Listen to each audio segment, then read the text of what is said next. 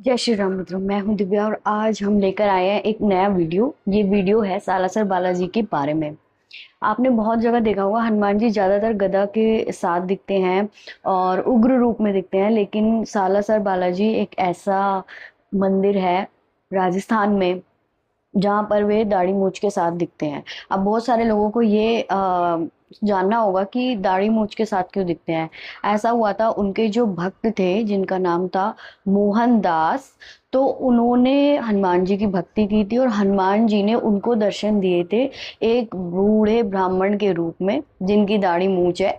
तो इसीलिए वहां पर सालासर धाम में जो बालाजी का रूप है वो इसी तरीके से है कि एक शांत रूप, एक बूढ़े ब्राह्मण के रूप में उन्होंने दर्शन दिए हैं। अब लोग वहां जाते क्यों हैं और मेनली वहां पर किस समस्या का निदान होता है, तो वैसे तो वहां पे हर चीज का आशीर्वाद मिलता है, लेकिन अगर आप मेनली देखेंगे तो वहां पे धन दौलत के लिए और अच्छे फैमिली लाइफ के लिए वहां पे लोग जाते हैं। वहां पे एक मनोकामना का नारियल भी बांधा जाता है, जहाँ पे आप कोई भी विश हो आपकी आप बांध सकते हैं तो वो पूरी होती है। अब सालासर धाम बनने की कहानी क्या है और ये कैसे बना और इसके पीछे की रोचक कहानी क्या है, इस बारे में मैं बताऊंगी। क्या होता है कि मोहनदास जी होते हैं, बाबा मोहनदास जी, जो कि हनुमान जी के बहुत बड़े भक्त होते हैं।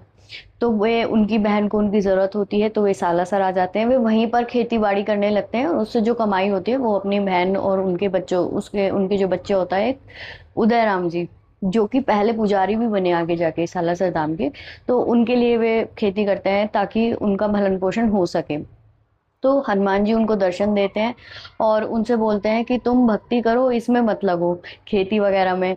तो फिर वो कहते हैं कि अगर यदि मैं मतलब खेती नहीं करूंगा तो ये लोग, इन लोगों का क्या होगा, ये लोग मेरे भरोसे हैं।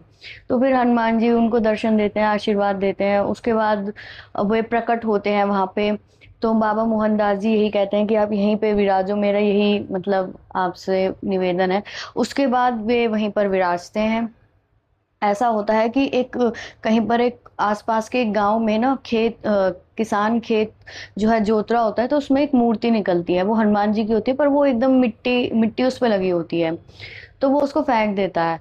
जब वो उसको फेंक देता है तो उसके ना पेट में दर्द हो जाता है। तो जब पेट में दर्द हो जाता है तो उसकी वाइफ को वो दिखाता है कि ये है, तो उसकी वाइफ समझ जाती है, वो मूर्ति को साफ करती है और बाजरे के चूरमा का भोग लगाती है। और वही भोग आज भी सालासर में लगता है स्पेशली, तो वो उसमें लगाती है। उसके बाद वो उस मूर्ति को राजा को दे देते हैं और राजा को सपना आता है कि मेरा एक भक्त है मोहनदास, तुम उस तक ये मूर्ति पहुंचा दो।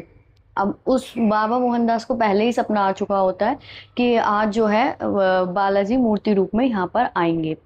तो वे मतलब इसी वेट में होते हैं कि आज तो आना ही है उन्हें। तो जिस बैल में रखवा के राजा ने भेजा था वो बैल आज भी मंदिर परिसर में रखा हुआ है और बाबा मोहनदास जी के कड़े भी रखे हुए हैं। वो सारी चीजें वही हैं आज भी। और इस तरीके से वहां पे हुआ। अब जो सीकर का राजा था, अब आपने सोचा होगा ये मनोकामना नारियल क्या है। मनोकामना नारियल होता है, लोग विश मांगते हैं और वहां पे पेड़ पे एक नारियल बांध देते हैं। तो सीकर के राजा ने सबसे पहले मनोकामना नारियल बांधा था, क्योंकि उन्हें संतान प्राप्ति नहीं हो रही थी, तो इसीलिए तो मेनली वो संतान प्राप्ति के लिए ज्यादा फेमस है ना मनोकामना नारियल। बाकी आप किसी भी मनोकामना के लिए बांध सकते हैं। इस तरीके से मनोकामना नारियल का हुआ। अब वहां पर एक कुआ भी है जिसके अंदर 5 नदियों का जल मिलता है और उसी से चरणामृत बनता है। और ये कहते हैं कि पुजारी जी भी जब आरती करने जाते हैं तो पहले उसी से स्नान करते हैं।